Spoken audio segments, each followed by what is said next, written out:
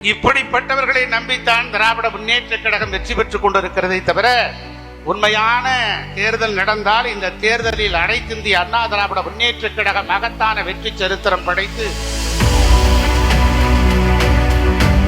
நம்முடைய எட்டயபுரத்து பாட்டன் பாரதி சொல்வானே, நான் வேடிக்கை மனிதரை போல வீழ்வேன் என்று நினைத்தாயோ.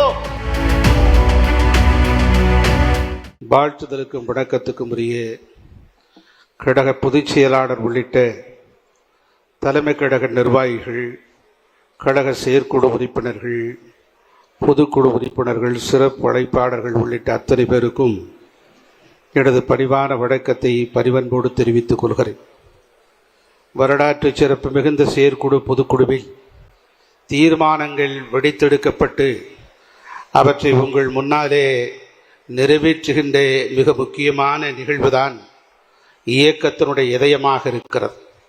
அந்த வகையில் இன்றைய தீர்மானங்களை வென்றெடுக்கப்பட்டிருக்கிற தீர்மானங்கள் 9 முதல் 16 தீர்மானங்களை எளியவன் சிறியவன் என்பொருட்டும் வாசிக்கக்கூடிய அரிய வாய்ப்பை, உயர்ந்த சந்தர்ப்பத்தை உருவாக்கி தந்திருக்கிற கழக பொதுச் செயலாளருக்கும், தலைமை கழக நிர்வாகிகளுக்கும், கழக செயற்குழு பொதுக்குழு உறுப்பினர்களாகிய உங்கள் அத்தனை பேருக்கும் எனது நெஞ்சம் நிறைந்த நன்றி எறிதலை நான் அடக்கத்துடனும் பணிவுடனும் முன்வைக்கிறேன்.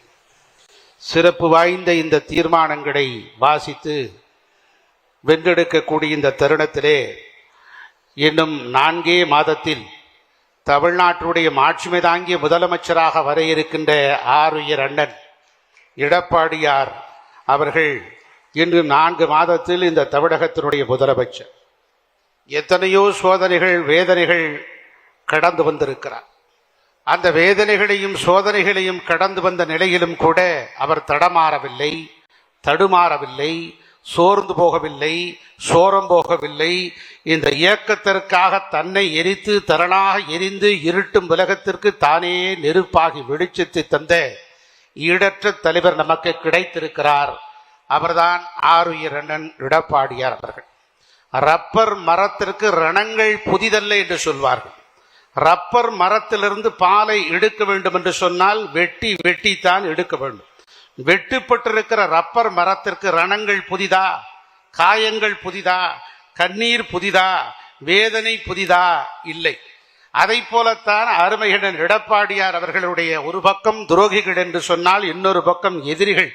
இவற்றையெல்லாம் தாங்கி தாங்கி எத்தனையோ காயங்களை பட்டு, கண்ணீரை சுமந்து, வேதனைகளை சுமந்து, புன்னகைகளை மாத்திரம், சிரிப்பை மாத்திரம், மகிழ்ச்சியை மாத்திரம் நமக்கு தருகிற ஆருயிர் அண்ணனுக்கு ரப்பர் மரத்தை போன்று ரணங்கள் புதிதல்ல.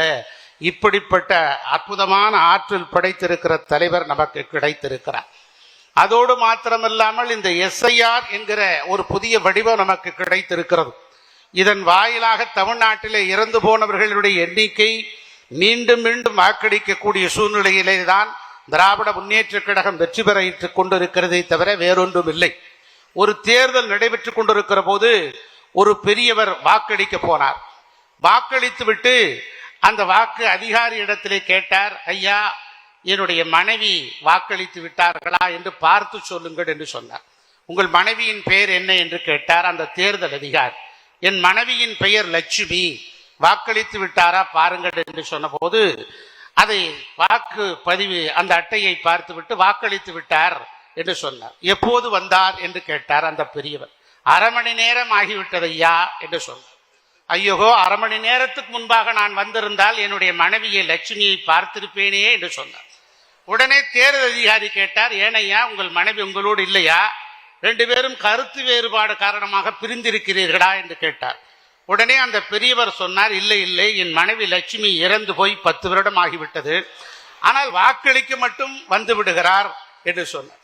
இப்படிப்பட்டவர்களை நம்பித்தான் திராவிட முன்னேற்ற கழகம் வெற்றி பெற்றுக் கொண்டிருக்கிறதை தவிர உண்மையான தேர்தல் நடந்தால் இந்த தேர்தலில் அனைத்து இந்திய அண்ணா திராவிட முன்னேற்ற கழகம் மகத்தான வெற்றி சரித்திரம் படைத்து தேடிச்சோறு நிதம் தின்று பல சின்னஞ்சிறு கதைகள் பேசி என்று நம்முடைய எட்டயபுரத்து பாட்டன் பாரதி சொல்வானே, நான் வேடிக்கை மனிதரை போல வீழ்வேன் என்று நினைத்தாயோ என்கிற எண்ணற்ற கவிதை வரிகளுக்கு அத்தகைய உளப்பூர்வமாக இருக்கின்ற ஆற்றல் மிகுந்த தலைவர் தான் எடப்பாடியார் அவர்களை வழங்கி இந்த தீர்மானங்களை உங்களுடைய ஆதரவோடு வாசிக்கின்றேன்.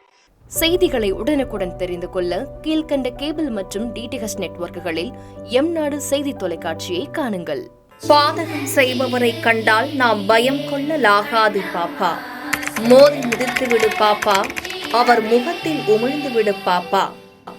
அண்மை செய்திகளை உடனுக்குடன் தெரிந்து கொள்ள இணைந்திருங்கள் எம்நாடு தொலைக்காட்சியுடன்.